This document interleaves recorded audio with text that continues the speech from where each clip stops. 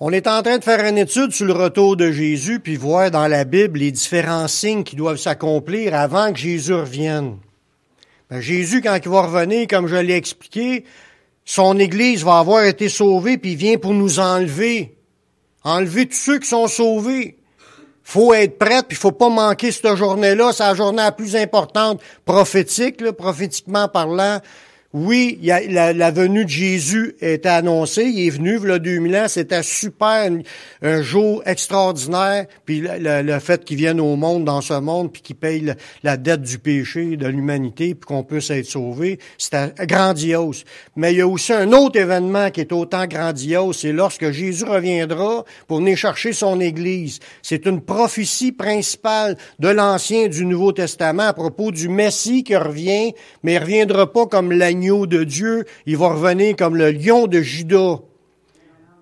Il est couronné roi, puis il va prendre le contrôle de la planète, puis il va détruire les rebelles, puis il va venir chercher son Église. Puis il revient pas 2 ou 3 fois, il n'y a pas 2 ou 3 premières résurrections, il y en a juste une première résurrection, manque-la pas, c'est à l'enlèvement du Seigneur. Mais on parle des signes qui doivent s'accomplir avant qu'il revienne. Puis il y a encore un autre signe qu'on va voir aujourd'hui, j'en ai parlé un petit peu au début de la réunion, à propos de la conversion des 144 000 qu'on voit dans la Bible. Il y a plusieurs interprétations que les gens ont faites là-dessus, mais moi, j'interpréterai pas, je vais juste lire des versets en vous expliquant le verset. Puis vous allez voir que le Seigneur parle. Puis ça, cette conversion-là des 144 000, ça va être pendant la grande tribulation, avant le retour de Jésus. Puis si vous allez lire ce passage-là dans la parole de Dieu, dans l'Apocalypse, au chapitre 7, vous allez voir qu'il parle des 144 000, puis il parle aussi d'une multitude innombrable de toute tribu, tout peuple, toute langue, de toute nation, qui sont sauvés, puis pendant la grande tribulation. C'est écrit tel quel. Où est-ce qu'ils viennent? Ils viennent de la grande tribulation. Tout le chapitre, ça l'explique des Juifs et les païens. C'est qui ça, les païens? C'est nous autres. Fait que, on fait partie de ceux qui sont là pendant la grande tribulation, puis qui vont passer à travers avant que Jésus revienne. Il va y avoir un grand réveil, puis il faut s'attendre à ça. Autant que j'ai parlé qu'il y aurait une apostasie, il y a des gens de l'Église qui vont abandonner, mais pendant la grande tribulation, pendant le règne de l'Antéchrist, qui va durer 3 ans et demi, il va y avoir aussi un réveil. On va regarder ces choses-là ensemble. On va regarder aujourd'hui ensemble un mystère qui est révélé par Dieu au sujet du peuple d'Israël. Parce que c'est un mystère.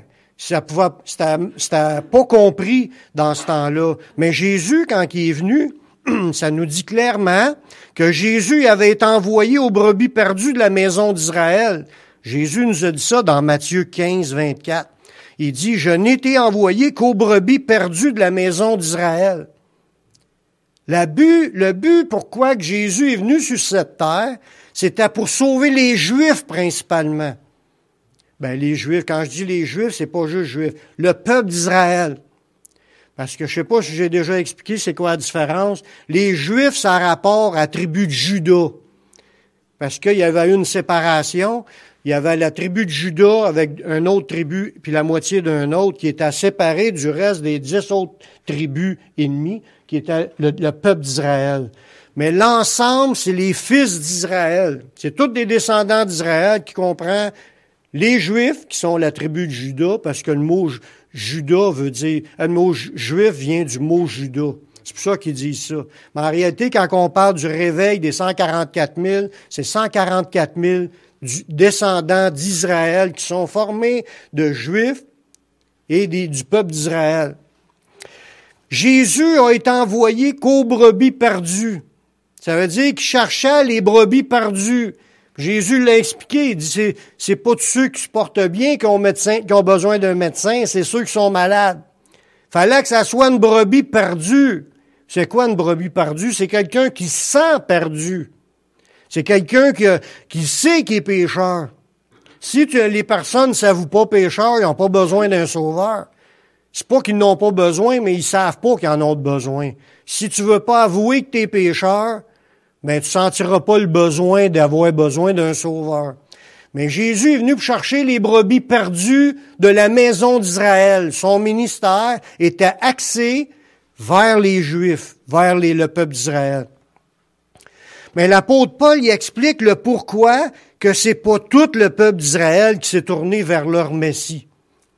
Parce qu'on le voit clairement qu'au début, dans les Actes des Apôtres, il y en a eu 3000, il y en a eu 5000, mais c'était pas tout le peuple d'Israël qui a reçu le message. Il y a juste ceux qui ont avoué qu'ils étaient des brebis perdues, puis qui ont été à Jésus pour le recevoir.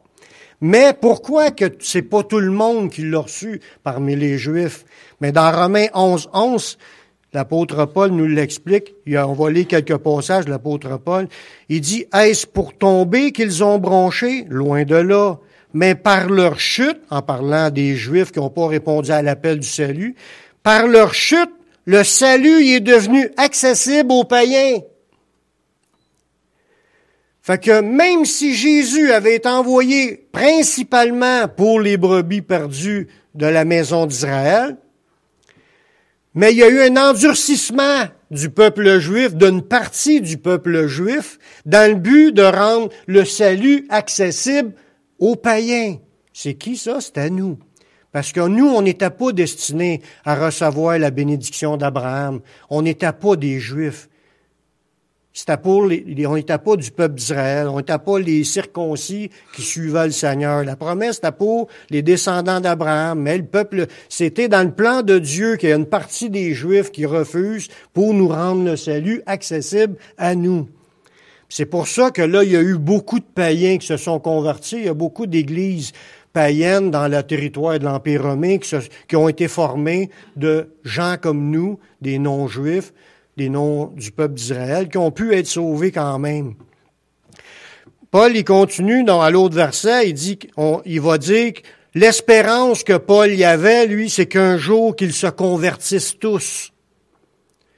Lui, il travaillait au salut aussi des Juifs, puis il aurait aimé ça que tout le monde se convertisse. C'était son espoir. Il dit dans le prochain verset, il dit, si leur chute a été la richesse du monde, ben leur amoindrissement, ça a été la richesse des païens. Fait que si on est enrichi des richesses des bénédictions de Dieu, c'est à cause qu'eux autres l'ont refusé. Mais là, il dit, comment que ça va être de plus? Il dit, combien plus en sera-t-il ainsi quand ils se convertiront tous? Fait que son espoir à l'apôtre Paul, c'est qu'il aurait aimé voir tout le peuple d'Israël puisse se convertir au Seigneur. C'était son travail, c'était ses prières, puis c'était dans son message qu'il nous laisse aujourd'hui, qu'on peut lire aujourd'hui dans la parole. Mais l'apôtre Paul, il nous explique ce mystère-là, que l'endurcissement d'une partie du peuple d'Israël, ça a permis l'entrée des païens qui devaient être sauvés, c'est-à-dire nous. Si on est sauvés aujourd'hui, c'est parce que le peuple d'Israël, ils n'ont pas répondu à l'appel. Ça permet de cette façon-là, ainsi, de former l'Israël de Dieu. On voit que là-dedans, que le salut est pour tous. Dans Romains 11, 25 et 26, regardez bien. « Car je veux pas, frères, que vous ignoriez ce mystère. » On parle d'un mystère. C'est quelque chose qui est dur à comprendre dans ce temps-là. « Afin que vous ne regardiez point comme sages. » C'est qu'une partie d'Israël y est tombée dans l'endurcissement jusqu'à ce que la totalité des païens soit entrée. La totalité des païens qui étaient appelés, que Dieu savait d'avance dans sa préscience que ces gens-là répondraient. Parce que c'est pas tous les païens qui vont être sauvés. Mais il y a une partie de Juifs qui a été sauvés, une partie s'est endurcie. Ça permet à nous qu'on puisse entrer, la totalité des païens, puis ainsi, de cette façon-là, tout Israël sera sauvé. Ça veut dire que le vrai Israël de Dieu, l'Israël spirituel devant Dieu, c'est formé de Juifs et de païens. Le vrai Israël de Dieu, c'est tout le monde sur la planète peut faire partie de l'Israël de Dieu s'il se tourne vers le Messie. Et ainsi, avec une partie des Juifs puis l'ensemble des païens, tout Israël sera sauvé. Selon ce qui est écrit, le libérateur viendra de Sion, puis il détournera de Jacob les impiétés. Et ce sera mon alliance avec eux lorsque j'ôterai leurs péchés. l'alliance que Dieu fait, c'est une question de nous purifier de nos péchés. Puis comment est-ce qu'on peut être purifié de nos péchés? C'est en acceptant Jésus. La Bible elle dit que c'est le sang de Jésus, son Fils, qui nous purifie de toute iniquité. Son sang qui était versé à la croix, c'était le sang de Dieu, fait homme, qui était un homme sans péché, mais qui était Dieu à l'intérieur, qui venait visiter ses créatures, puis il a décidé de mourir puis de verser son sang comme étant l'agneau de Dieu. Dans l'Ancienne Alliance, le monde allait offrir des sacrifices d'agneaux animal pour être pardonné en tuant l'agneau, il prenait le sang, puis il mettait le sang sur l'autel. C'est comme si le péché de la personne t'a purifié par le sang de cet animal-là, parce que l'animal a payé de sa vie la conséquence du péché de l'être humain qui allait apporter l'agneau en remplacement de sa vie. L'agneau donnait sa vie en remplacement pour payer la dette de la personne, la dette de ses péchés. Mais Jésus est venu comme étant l'agneau de Dieu pour verser son sang, pour payer la dette de l'humanité entière. Ça veut dire, peu importe que tu sois un juif ou un païen, tu peux aller à Jésus pour recevoir le pardon de tes péchés, puis entrer dans cette nouvelle alliance que Dieu va faire avec toi, qui est déjà faite, tout est déjà accompli. On a juste à le saisir par la foi, puis d'y croire, puis de s'engager à le suivre pour marcher avec lui, pour demeurer en lui.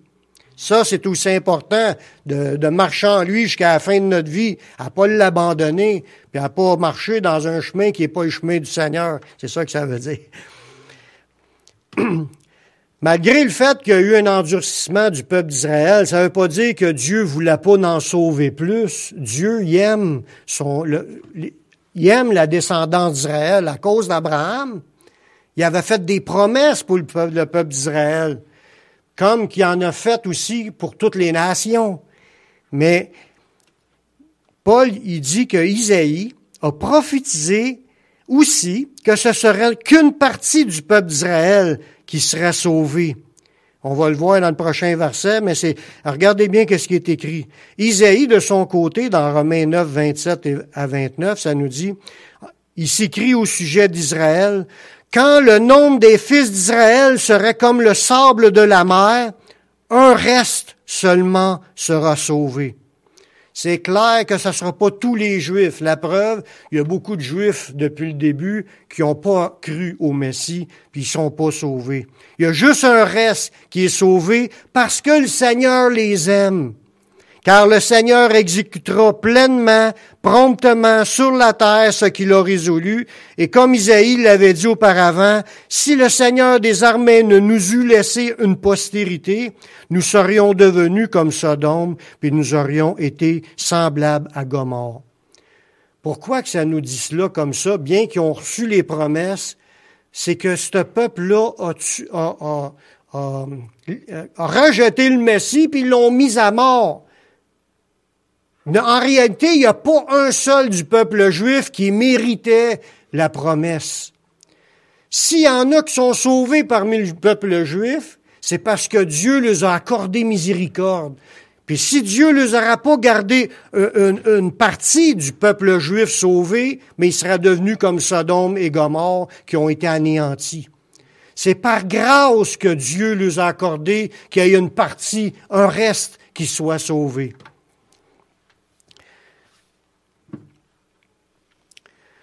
On va regarder d'autres paroles prophétiques qui annoncent qu'un jour, qu'il y aura un réveil pour le salut des Juifs. Malgré le fait qu'à travers les temps, on n'a pas vu gros de Juifs qui se sont convertis. Il y a eu la totalité des païens qui se sont, là jusqu'à aujourd'hui, il y a plus de gens païens sauvés que de Juifs. C'est sûr qu'il y a toujours eu plus de monde sur la terre que le peuple juif, c'était un petit peuple, mais quand même, il y a eu beaucoup plus de païens qui sont sauvés et qui vont rentrer dans la vie éternelle que le peuple juif. Mais Dieu, il les a pas oubliés parce qu'on va voir des passages dans la Bible que les Juifs, à la fin des temps, ils vont reconnaître le vrai Messie, Yeshua, le Christ, puis ils vont se convertir au Seigneur. L'apôtre Jean, il a vu une vision de la conversion d'une multitude du peuple d'Israël avant le retour de Jésus pour l'enlèvement. Dans Apocalypse, chapitre 7, les versets 4 à 8. Là, on va voir comme une vision d'une multitude du peuple juif qui se tiennent devant le trône. Il dit, j'ai entendu le nombre de ceux qui avaient été marqués du sceau. Là, c'était le sceau de Dieu, parce que si on lit le passage avant, ça nous parle d'un ange qui devait marquer du sceau de Dieu tous ceux qui appartiennent à Dieu. Fait qu'il y a ceux qui ont entendu le nombre, ça dit 144 000 de toutes les tribus des fils d'Israël. On voit là-dedans que Dieu, il y a en prévision qu'une multitude de Juifs va se convertir avant que Jésus revienne. Puis là, il leur dit, si on continue, il dit, faites pas de mal. Il avait dit aux anges de pas faire de mal à la terre, ni à la mer, ni aux arbres. Si on voit que Dieu, à un moment donné, va déverser des fléaux sur la végétation de la planète, puis par le feu, puis tout le kit. Mais il dit, faites pas tout de suite le mal à la terre, jusqu'à ce que nous ayons marqué du sceau le front des serviteurs de notre Dieu. On voit là-dedans, c'est des Juifs qui vont être marqués du sceau, que le sceau du Saint-Esprit, parce que la Bible a dit que dans un autre passage, dans 2 Corinthiens 1, 22, que nous aussi, on était marqués du sceau. Il a mis dans nos cœurs les arts de l'Esprit. Un acompte que Dieu a mis dans nos cœurs, c'est le Saint-Esprit. Fait qu'eux autres vont recevoir la même chose que qu'est-ce que nous, on a reçu. D'être sauvés, d'avoir le Saint-Esprit, puis ils sont devenus des serviteurs de Dieu. 144 000 personnes. Mais là, il dit, j'ai entendu le nombre de ceux qui avaient été marqués du sceau, 144 000, de toutes les tribus des fils d'Israël. Là, il nous dit, de la tribu de Juda, 12 000. Là, il nomme toutes les 12 tribus.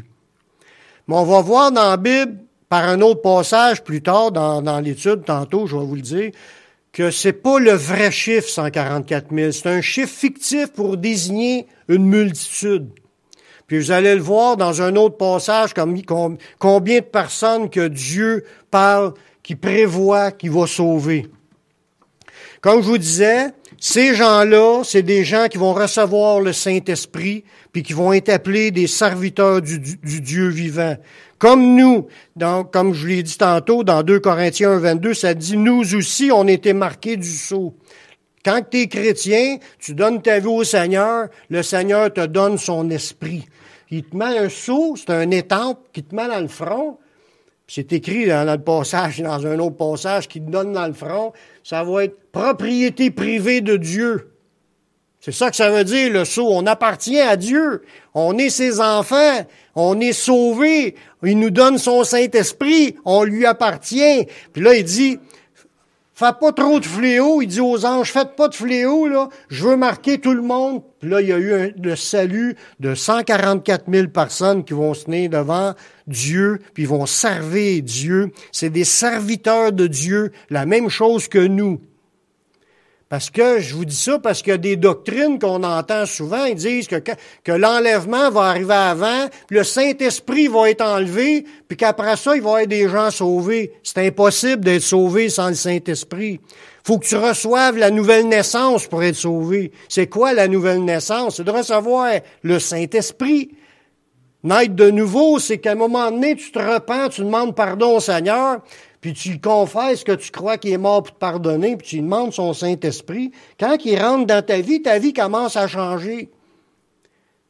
Il te parle, puis il te montre des affaires dans la Bible, puis il y a des affaires que tu peux abandonner dans ta vie, des choses, tu es tapogné là-dedans, puis le Saint-Esprit te libère. Tout le cheminement de la vie chrétienne est fait par la présence du Saint-Esprit dans la vie du croyant. Mais eux autres, ils vont recevoir le sceau de Dieu, puis ils sont des serviteurs de Dieu, puis il n'y aura pas d'enlèvement avant cela, puis que le Saint-Esprit soit parti. Pendant cette période-là, mais le Saint-Esprit est encore bien là.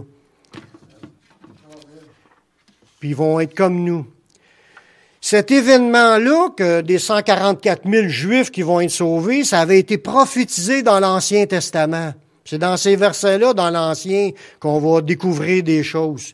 Dans Zacharie, le chapitre 12, le verset 10 et 11.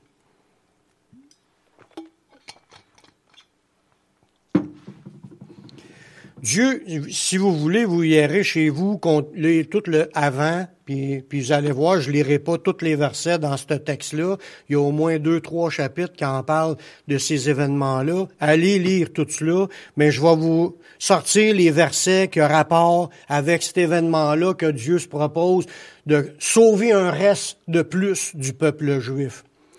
Il dit alors, je répandrai sur la maison de David et sur les habitants de Jérusalem un esprit de grâce et de supplication. C'est quoi ça, un esprit de grâce et de supplication? C'est le Saint-Esprit qui va venir sur le peuple juif, parce que là, si on parle de le peuple d'Israël, là, la maison de David, puis il va répandre son esprit, puis ça va amener comme si Dieu veut leur faire un cadeau. Un esprit qui les amène à la grâce. C'est un cadeau, la grâce. Puis de supplication, c'est que les gens vont comprendre des choses, puis ils vont se mettre à supplier Dieu, demander pardon à Dieu, puis reconnaître ce que Dieu a fait, puis ils vont reconnaître le Messie. Ils vont vouloir se convertir. Vous allez voir cela dans ces versets-là. Dieu va envoyer un esprit de grâce et de supplication sur le peuple d'Israël. Ils se tourneront les regards vers moi, celui qu'ils ont percé. C'est qui ça que le peuple juif a percé? Yeshua le Messie. Ils vont reconnaître Jésus. C'est quelque chose, cette prophétie-là. Ils pleureront sur lui comme on pleure un fils unique. Ces gens-là vont être dans la repentance réelle, dans les pleurs. Parce que là, jusqu'à aujourd'hui, la majorité des Juifs se rebellent encore. On a beau parler du Seigneur aux Juifs, il y en a des Juifs de sauvés présentement, du peuple d'Israël qui sont sauvés, mais il n'y en a pas beaucoup, quelques milliers. Mais il va y avoir une multitude qui va se convertir vers la période de l'Antéchrist. Vous allez voir pourquoi je dis ça, que c'est la période de l'Antéchrist. Ça, je vais vous donner le verset dans l'étude tantôt. Ils vont pleurer sur Jésus comme on pleure un fils unique. C'est le même qui est appelé Jésus. C'est le fils unique de Dieu. Quand dans Jean 3,16, ça le dit, car Dieu a tant aimé le monde qu'il a donné son fils unique. Dieu, il n'y a pas beaucoup de fils. Il en avait juste un. C'est le fils unique. Les autres sont devenus fils par adoption. Dieu n'a fait juste un Messie sur la planète. Il a créé un seul individu dans le sens, je parle pas créé en tant qu'il a créé tout ce qui est vivant, ça je le sais, mais en parlant d'envoyer son fils, il y en a juste un, son fils unique. Puis les Juifs vont le pleurer comme étant on pleure un fils unique. Ils pleureront amèrement sur lui, comme on pleure sur un premier-né. Puis ça nous dit dans le Nouveau Testament que Jésus, c'est le premier-né de toute la création. Quand on dit premier-né, ça veut pas dire que ça veut pas dire que c'est le premier qui a été mis au monde. Le premier-né d'une famille, c'est l'héritier. Celui qui doit hériter de tout ce qui appartient au Père. C'est Jésus qui est le premier-né, qui doit tout hériter, sauf que Jésus a décidé de partager son héritage avec ses enfants adoptés, c'est-à-dire nous. On était adoptés, on est devenus des enfants de Dieu, nous aussi. Fait Jésus va partager son héritage, on est devenus des co-héritiers. Mais le Fils unique, le premier-né, c'était Jésus tout seul qui devait tout hériter. Voyez-vous? Puis là, ça nous dit au verset 11, « En ce jour-là, le deuil sera grand à Jérusalem. » Parce qu'ils vont reconnaître qu'est-ce qu'on a fait là, d'avoir crucifié le Messie, puis on n'a pas cru en lui pendant les 2000 ans d'histoire. Il n'y a presque pas de Juifs du peuple d'Israël qui ont cru en lui. Puis ils vont se repentir, puis ils vont se tourner vers Jésus, puis ils vont donner leur vie au Seigneur, ils vont devenir des serviteurs de Dieu. C'est un réveil que Dieu veut faire parmi le peuple juif, parce que Dieu se souvient des promesses qu'il a faites à Abraham. Il aime Abraham, il aime quand même le peuple juif, même s'ils sont rebelles, mais il s'attend à ce qu'il y en ait qui se convertissent. Puis ça dit, en ce jour-là, le deuil sera grand à Jérusalem, comme le deuil d'Adadrimon dans la vallée de Megiddo. Pour nous, ça ne nous dit pas grand-chose parce qu'on n'est pas au courant de cela, mais dans ce temps-là, quand la prophétie a sorti, Hadad-Rimon, c'était un faux dieu. C'était une divinité phénicienne de la végétation qui était censée mourir à la fin des récoltes pour renaître à la période des pluies. Puis, dans ce temps-là, il était probable qu'il y avait un culte qui était rendu à cette déesse-là par les Juifs, qui était particulièrement développé dans la vallée de Megiddo. Puis il faisait un deuil. Puis à tous les fois à l'automne, probablement, mais ce rituel-là, on le connaît pas parce qu'on n'est pas trempé dans le fausseté, parce que ça, c'est un faux Dieu, bien entendu. Dans l'idolâtrie du peuple juif, puis des cultes païens qu'il y avait autour, mais il se passait cette chose-là, puis ça nous dit que le deuil à Jérusalem va être aussi gros que le deuil qu'il faisait pour ce faux Dieu-là. Ça va être quelque chose de remarquable, de quelque chose de connu à travers la planète. La prophétie de Zacharie dépeint la grandeur du deuil dans lequel sera plongé Israël, quand ils ouvriront leurs yeux sur leur rejet et le meurtre de leur Messie. Ils vont cliquer puis ils vont comprendre. Comment ça se fait qu'ils vont cliquer puis qu'ils vont comprendre? C'est parce que Dieu va envoyer un esprit de grâce. Il va leur accorder la grâce de pouvoir retourner à l'Éternel. L'esprit de supplication, les gens vont tomber en repentance par le Saint-Esprit. Je ne sais pas si ça vous est déjà arrivé d'être saisi par le Saint-Esprit puis vous mettre à pleurer. Ben moi, ça m'est déjà arrivé à une couple de fois. Puis ça, t'es pas capable d'arrêter ça tout seul. Tu pleures, puis c'est le Saint-Esprit qui t'amène à pleurer sur quelque chose. Mais il va se produire la même chose parmi le peuple juif, puis il va en avoir une multitude qui va se tourner vers le Seigneur. Dans Zacharie 12, les versets 12 à 14, ça dit « Le pays sera dans le deuil. » Voyez-vous, prophétiquement, c'est important que le peuple d'Israël ait repris leur pays. Parce que ça va arriver avant que Jésus revienne. Puis il fallait que le pays soit déjà encore entre les mains du peuple d'Israël. Faut pas oublier que ça fait 2000 ans qu'il n'était plus dans les mains du peuple d'Israël, ce territoire-là. Ça fait rien que depuis 1948 ou 49, là, que ça leur a été accordé de pouvoir retourner à Jérusalem, puis se rebâtir, reprendre place, puis là, le territoire s'agrandit, puis il faut pas oublier que quelque chose qui s'en vient aussi la semaine prochaine, que le premier ministre des États, là, Trump, il va faire signer un traité de paix à Jérusalem, la paix entre les Juifs puis les tribus arabes, pour qu'il y ait une paix dans ce coin-là. Fait qu'on est rendu probablement au message prophétique qui parle du traité de paix, que les gens vont dire paix, paix et sûreté, par la puissance mondiale qui est là pour faire imposer cela. On est peut-être arrivé pas mal plus proche de la fin qu'on pense. Fallait que ça arrive, c'est prophétisé dans la Bible, ça avec, mais on peut pas dire que c'est réellement ce shot-là, parce que des fois, il peut se passer des affaires, puis que ça soit un autre qui le fasse. Mais en tout cas, préparez-vous. Il faut que vous soyez en règle avec le Seigneur, parce que la fin est proche. Ça nous dit que le pays va être dans le deuil. Chaque famille séparément. Là, il parle des familles, la famille de David, les femmes à part, les familles de la maison de Nathan. Puis là, il nomme des personnages, il nomme des maisons, la maison de Lévi, les femmes à part, puis pour dire que les gens, c'est pas parce que l'autre s'est converti que l'autre le fait juste pour imiter l'autre. C'est vraiment de quoi qui va se produire séparément par l'Esprit de Dieu, puis que les gens vont se repentir partout.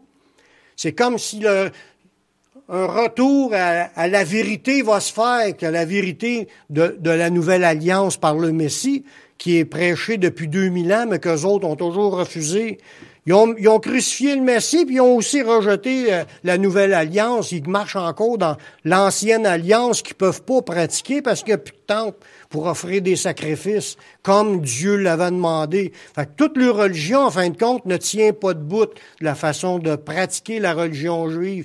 Si tu veux suivre la religion juive comme c'était dans ce temps-là, il ne peut plus le faire, il n'y a même plus de temple. Fait que l'idée, c'est qu'ils vont abandonner cela, Dieu va leur faire comprendre qu'ils se tournent vers Jésus, puis ils vont le pleurer. Puis ils vont un réveil parmi toutes les familles. Au verset 14, toutes les autres familles, chaque famille séparément, un réveil. Comme qu'on voudrait qu'il arrive aussi parmi les païens. Est-ce qu'on veut aussi un réveil parmi les païens? Est-ce qu'on veut que nos familles, nos amis, nos voisins, nos compagnons de travail, nos compatriotes, les habitants de notre ville, de notre province, de notre pays soient sauvés? Oui, on veut cela, mais Dieu va le faire, qu'il va en avoir une multitude qui va se sauver. Si vous allez lire dans l'Apocalypse, au chapitre 7, quand il parle des 144 000, tout de suite, l'autre paragraphe après, « Et je vis une foule nombreuse de toute tribu, tout peuple, toute langue, de toute nation qui vont être sauvés. » C'est les païens. Ils vont avoir un réveil. Puis où est-ce qu'ils viennent? Ça le dit clairement dans ce texte-là, qui est dans le même paragraphe. Ils viennent de la grande tribulation. Ils ont lavé leur robe dans le sang de l'agneau. Puis là, ils suivent l'agneau partout où il va. Mais il va y avoir un réveil aussi parmi les gens dans le monde. On doit s'attendre à ce que Dieu souffle ce réveil-là, même parmi les Canadiens. Amen. Les Américains. Amen. Tous les peuples. Il va y avoir du monde sauvé de tous les peuples, toutes tribus, toutes langues, toutes nations et des Juifs dans la période de la grande tribulation. C'est pas moi qui invente ça, c'est écrit noir sur blanc. Gloire à Dieu. Les Juifs seront sauvés. Ils seront purifiés par un vent de repentance et de sanctification. Dans Zacharie, chapitre 13, les versets 1 et 2.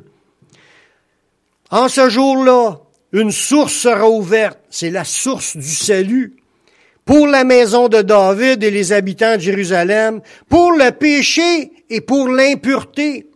Voyez-vous, le sacrifice de Jésus, c'est vraiment pour régler quelque chose qui est grave aux yeux de Dieu.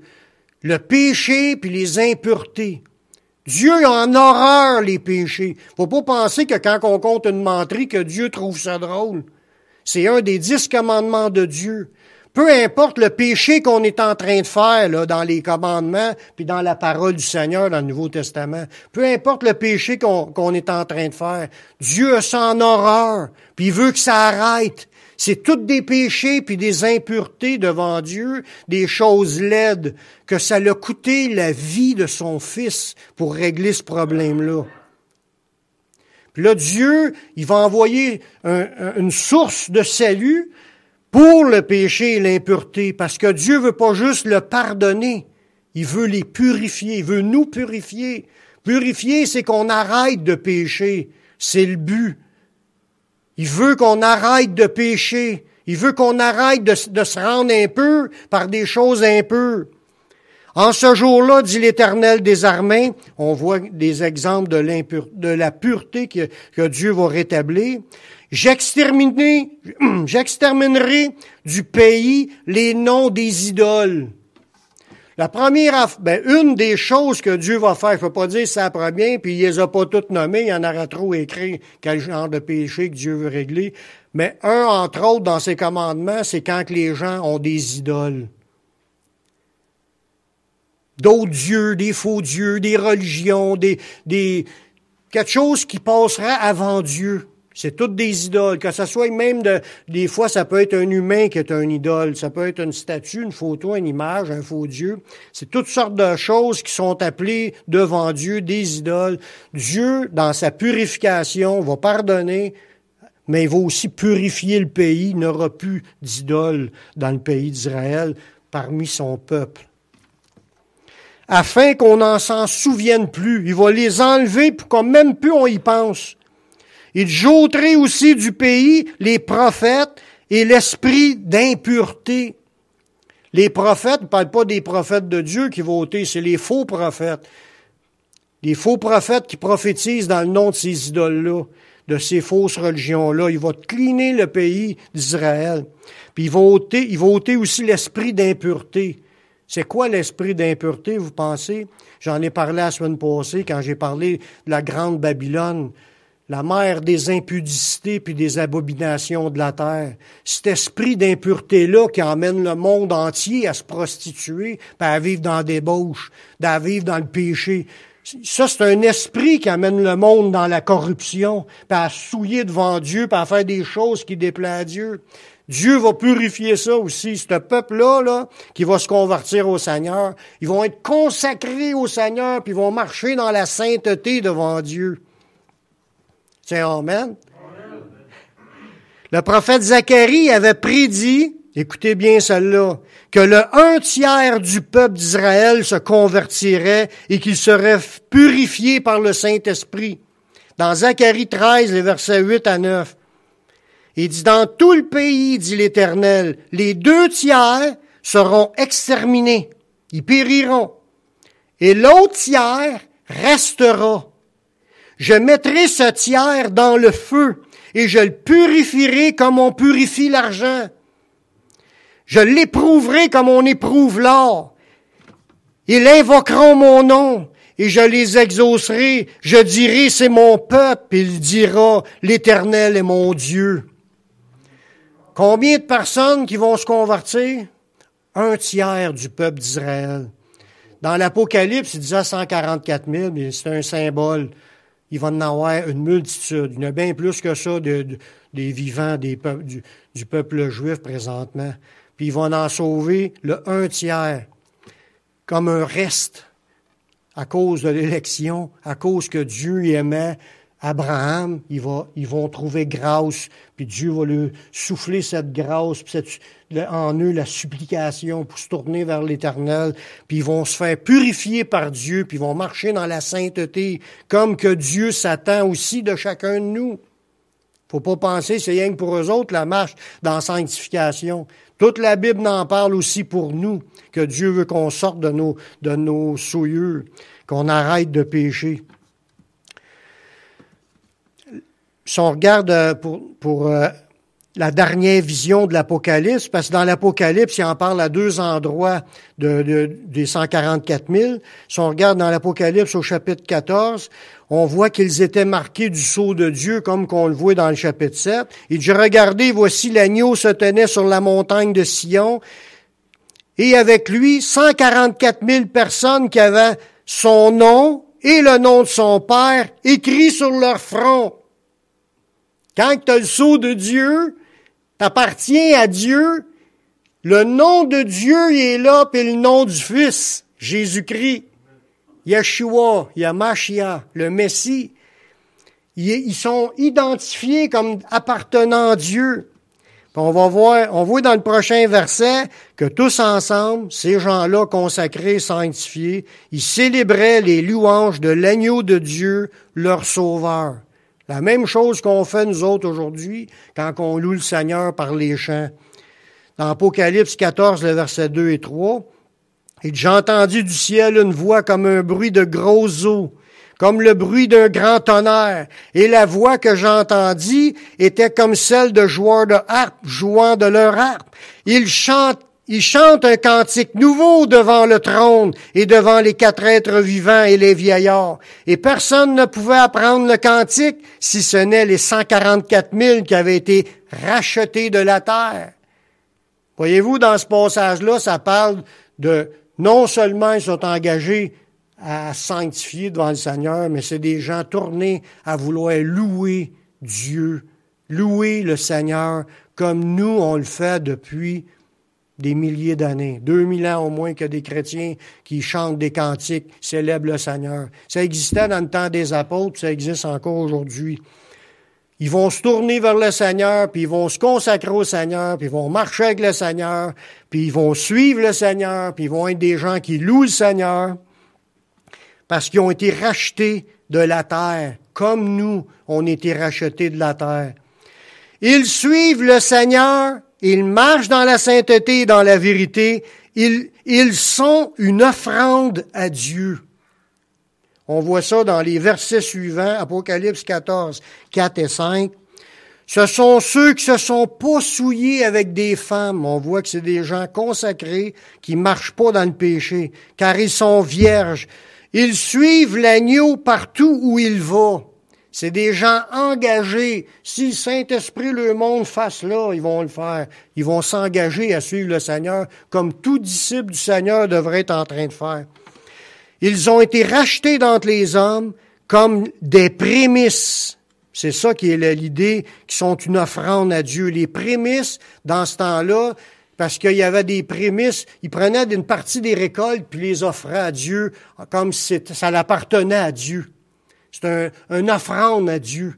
Mais ces gens-là, cette masse-là de Juifs qui va se convertir, un tiers du peuple juif, ils vont être des prémices offertes à Dieu pour servir le Seigneur puis louer le Seigneur. Ça nous dit, ils ont été rachetés d'entre les hommes comme des prémices pour Dieu et pour l'agneau. Et dans leur bouche, il s'est point trouvé de mensonge, car ils sont irrépréhensibles.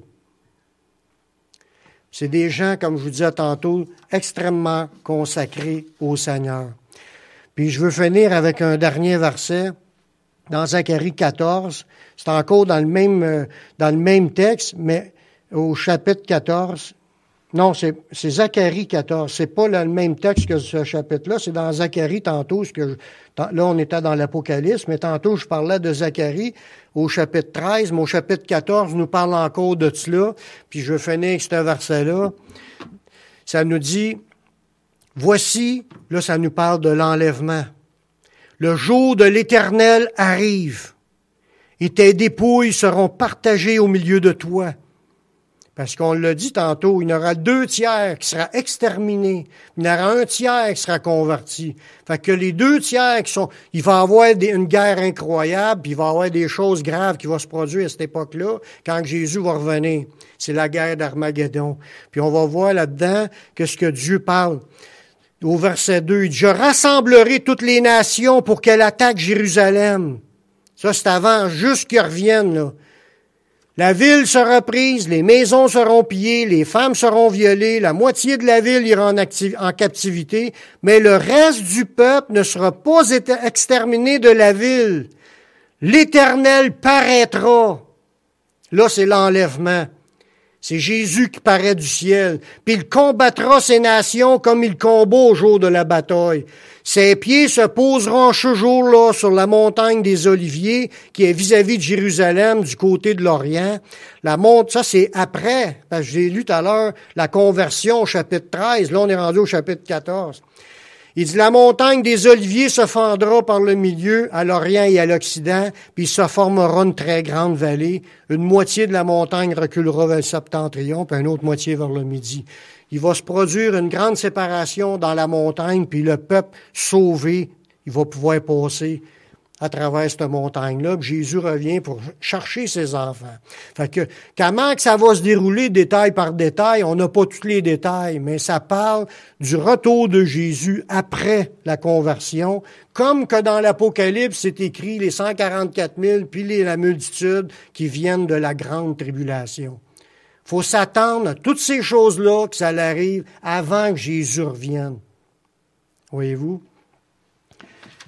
Ce qu'on regarde aujourd'hui, c'était pour comprendre la conversion des 144 000 avant le retour de Jésus. Mais le Seigneur veut pas juste les 144 000.